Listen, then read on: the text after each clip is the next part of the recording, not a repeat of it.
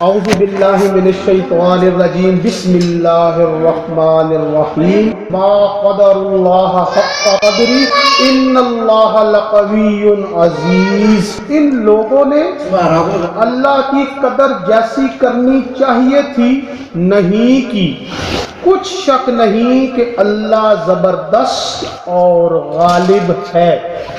آج کے ہمارے درس کا عنوان ہے کیا ہمارے لیے اللہ کافی نہیں ہے؟ کیا ہمارے لیے اللہ کافی نہیں ہے؟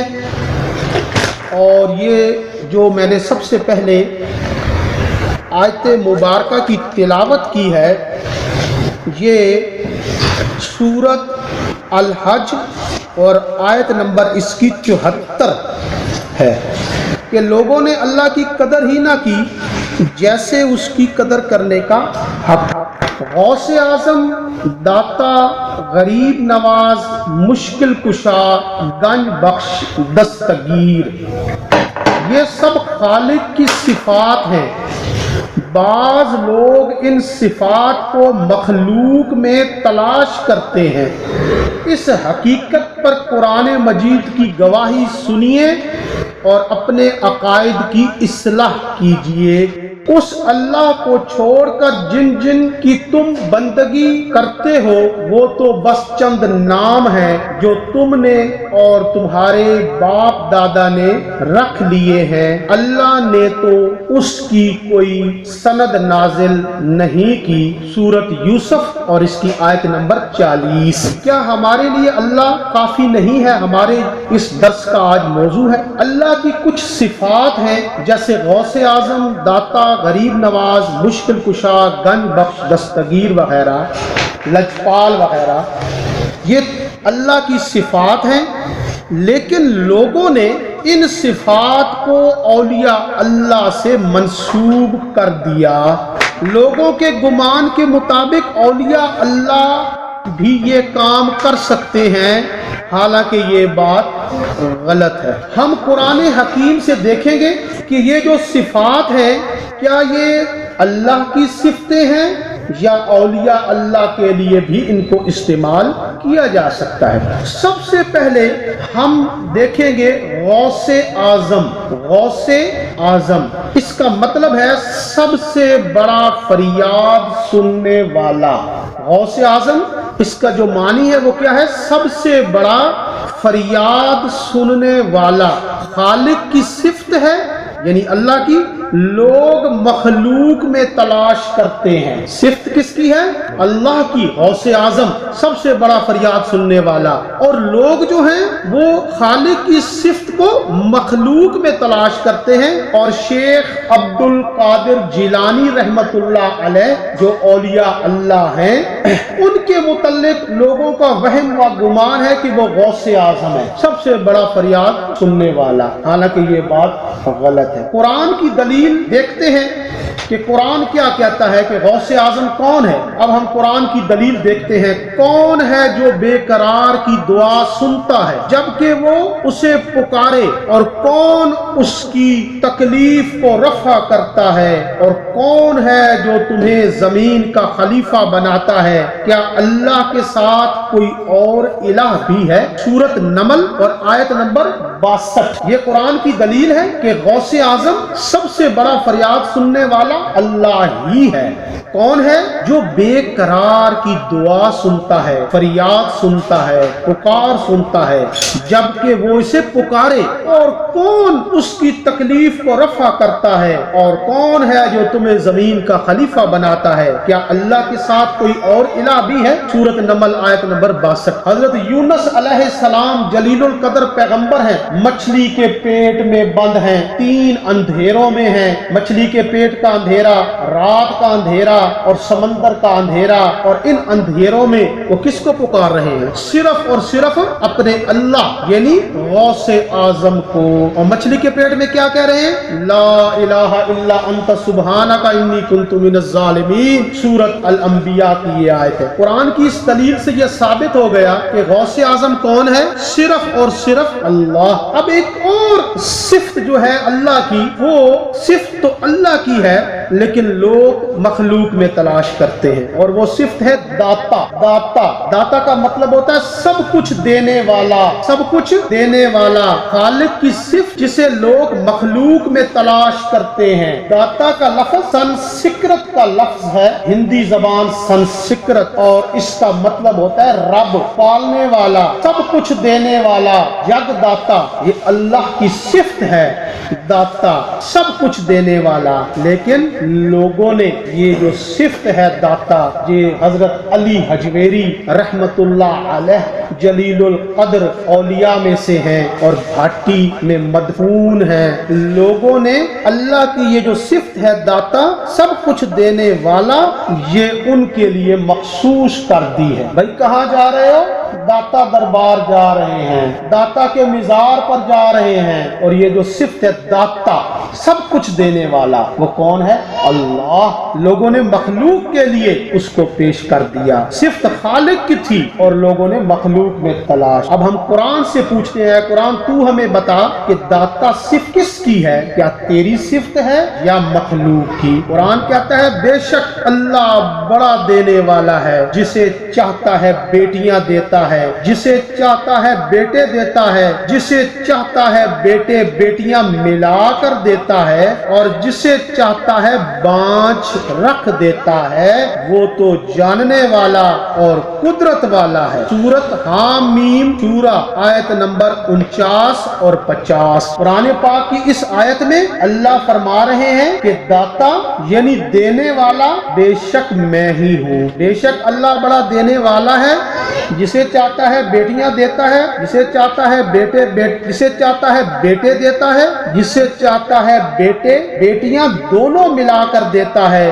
اور جسے چاہتا ہے بانجھ رکھ دیتا ہے، وہ تو جاننے والا اور قدرت والا ہے۔ سورۃ حامیم شورى آیت نمبر 49 اور 50۔ یہ آیت ہمیں بتا رہی ہے کہ داتا صرف اور صرف اللہ ہی ہے۔ اب ایک اور اللہ کی صفت ہے غریب نواز، غریبوں کو نوازنے والا، یہ بھی اللہ کی صفت ہے۔ اس کا مطلب ہے غریبوں کو نوازنے والا، خالق کی صفت جسے لوگ مخلوق میں تلاش کرتے ہیں۔ آئیے ہم قرآن سے پوچھتے ہیں کہ غریب نواز کون ہے؟ قرآن کی دلیل، اے لوگو تم سب اللہ کے در کے فقیر ہو، اور اللہ تو غنی و حمید ہے۔ سورۃ فاطر آیت نمبر 15۔ قرآن کیا کہتا ہے؟ اے لوگو تم سب اللہ کے در کے فقیر ہو، اور اللہ تو غنی و حمید ہے۔ سورۃ فاطر آیت نمبر 15۔ یہ جو اللہ کی صفت ہے غریب نواز، یہ لوگ منسوب کرتے ہیں حضرت معین الدین چشتی اجمیری رحمت اللہ علیہ کی طرف، جو اجمیر انڈیا میں مدفون ہیں، اللہ کے ولی ہیں،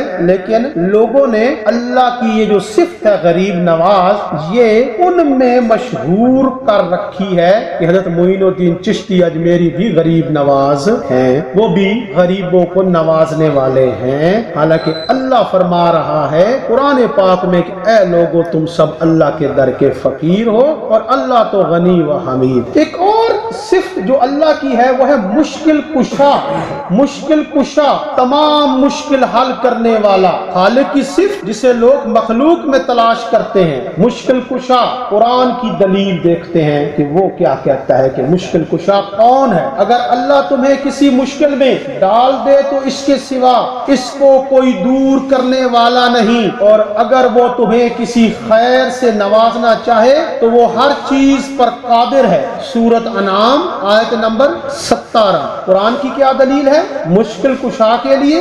اگر اللہ تمہیں کسی مشکل میں ڈال دے تو اس کے سوا اس کو کوئی دور کرنے والا نہیں، اور اگر وہ تمہیں کسی خیر سے نوازنا چاہے تو وہ ہر چیز پر قادر ہے۔ سورۃ انعام آیت نمبر 17۔ اب ایک بڑی مشہور اللہ کی صفت ہے گنج بخش۔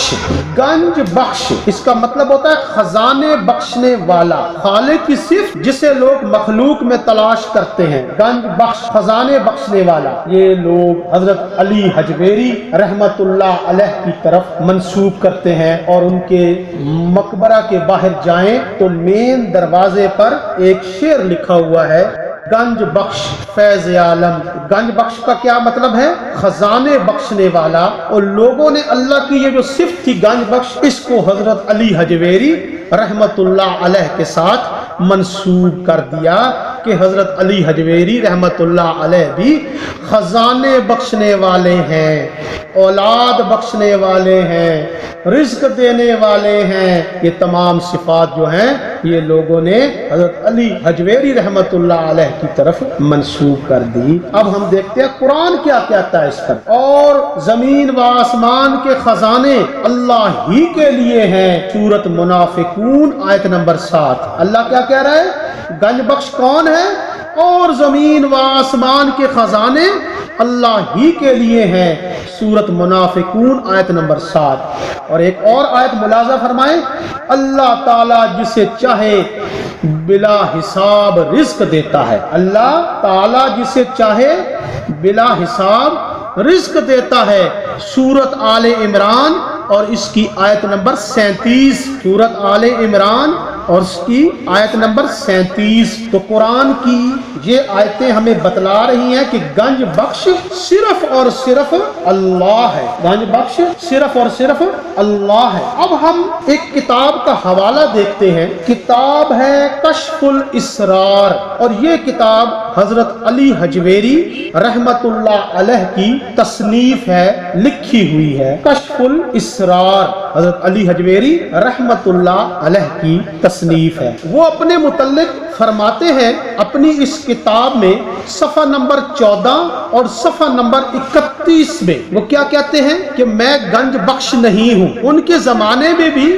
مشہور ہو گیا تھا کہ حضرت علی حجویری رحمت اللہ علیہ جب زندہ تھے تو لوگ ان کو گنج بخش کے نام سے منسوب کرنے لگ گئے تھے کہ خزانے بخشنے والا۔ تو اس کے جواب میں حضرت علی حجویری رحمت اللہ علیہ اپنی کتاب کشف الاسرار صفحہ نمبر 14 اور 31 میں بیان کرتے ہیں کہ میں گنج بخش نہیں ہوں۔ ان کی یہ عبارت ملاحظہ فرمائیں کہ وہ کیا کہتے ہیں۔ اے علی، اپنے آپ کو مخاطب کر کے کہہ رہے ہیں علی حجویری سے، اے علی، اپنا نام لے رہے ہیں، خلقت تجھے یعنی لوگ تجھے گنج بخش کہتی ہے، خلقت تجھے گنج بخش کہتی ہے، حالانکہ تیرے پاس ایک دانہ تک نہیں، حالانکہ تیرے پاس ایک دانہ تک نہیں، تو اس بات پر فخر نہ کر کیونکہ یہ غرور ہے۔ گنج بخش اور رنج بخش صرف اللہ تعالیٰ ہی کی ذات ہے جو بے مثل ہے، جس کی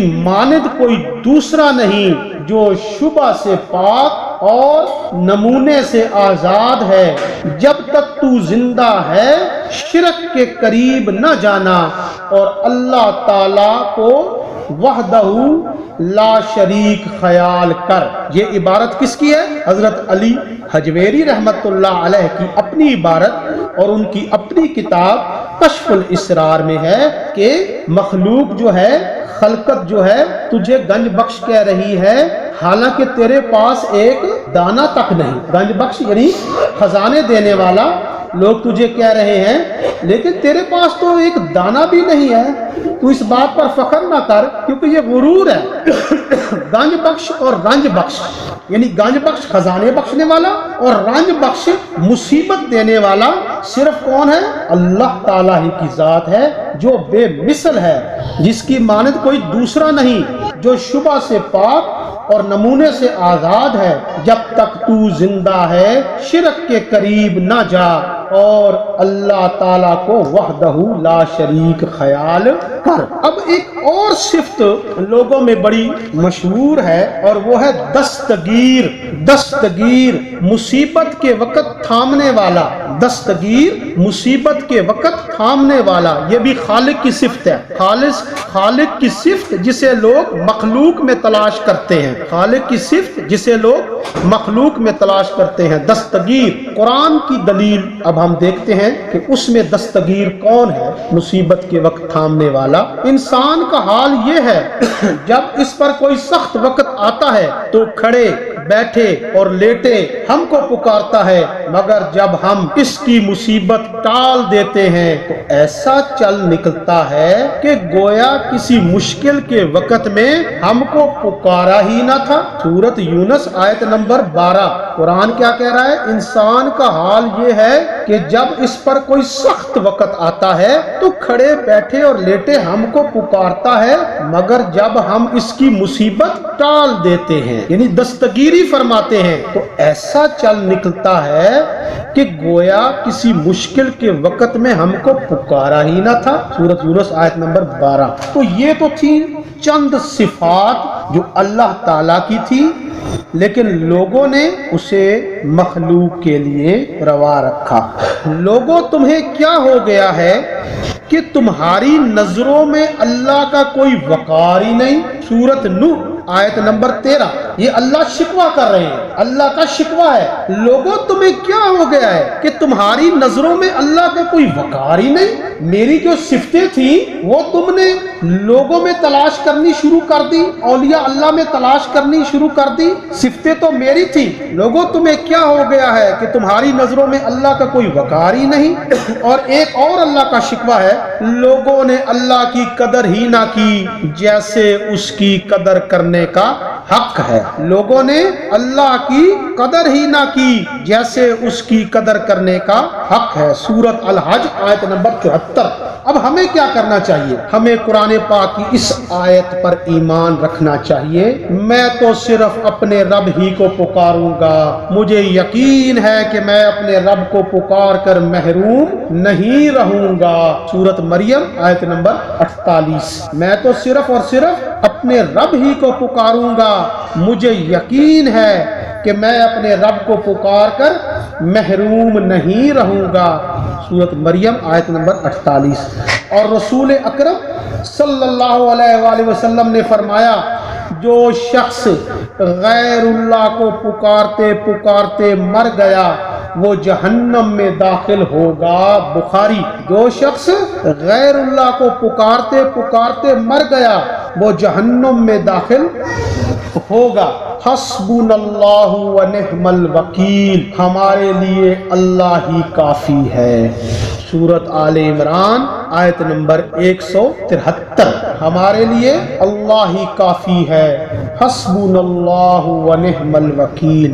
ہمیں اس آیت کا ذکر اور ورد کرتے رہنا چاہیے اور اپنا عقیدہ یہ بنا لینا چاہیے کہ ہمارے لیے اللہ ہی کافی ہے۔ حسبی اللہ لا الہ الا ہو علیہ توکلت وہو رب العرش العظیم۔ میرے لیے اللہ ہی کافی ہے، اس کے سوا کوئی معبود نہیں، میں نے اسی پر بھروسہ کیا اور وہ بڑے عرش کا مالک ہے۔ سورۃ توبہ آیت نمبر 129۔ اس آیت کا بھی ہمیں ذکر کرنا چاہیے اور اپنا عقیدہ اس آیت کے مطابق بھی بنا لینا چاہیے کہ میرے لیے اللہ ہی کافی ہے، اس کے سوا کوئی معبود نہیں، میں نے اسی پر بھروسہ کیا اور وہ بڑے عرش کا مالک ہے۔